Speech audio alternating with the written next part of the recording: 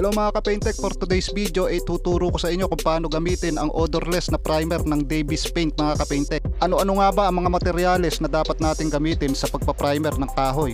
Alam nyo naman, karamihan sa atin pagka naririnig yung salitang pintura, ang unang pumapasok sa isipan may amoy mga ka-Paintech. So kaya yung iba nagtataas ng kilay, yun ang totoo.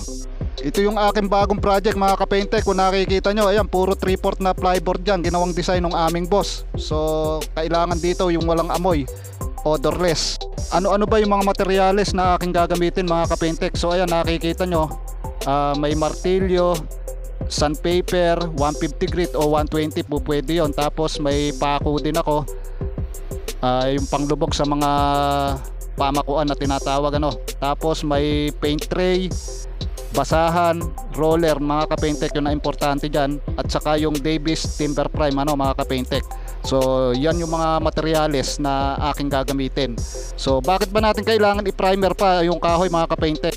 Hindi ba natin pwedeng i-rekta na lang ng kulay, Lagi po natin tatandaan mga ka-Paintech, wag po tayo nagtitipid. Ang primer po, yan yung tinatawag na primary o yung pangunang ipapahid. Pangpatibay po yan mga ka-Paintech at pangpaganda din dun sa ating mga gagawing project. Ang una kong gagawin dito mga ka-Paintech, ilulubog ko yung mga pako para pagka nagmasilya ako walang maging sagabal sa gagawin kong pagmamasilya, maging maganda yung ating pagmamasilya mga ka-Paintech. So yun ang una nyong gagawing first step dyan. Pag hindi nyo po kasi inilubog yung pako nyan, may tinatawag na magre-resalte yan. So napakapangit po mga ka-Paintech. Mahihirapan po kayo na pagandahin ang inyong project.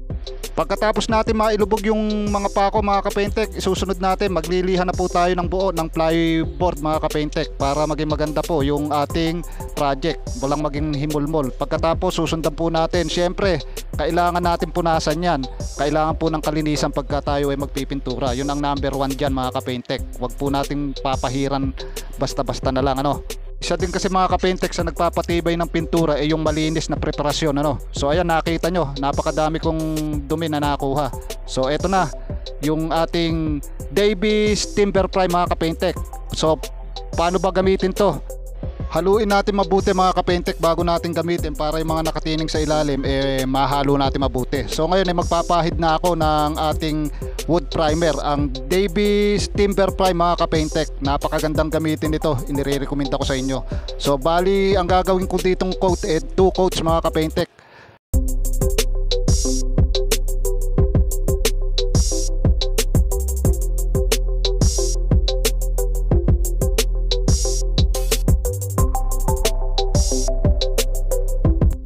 So ito na mga ka-Paintech, tapos ko nang mapahiran ng wood primer. So bali 2 coats yung ginawa ko na yan, patutuyuin ko na lang tapos lilihahin ko.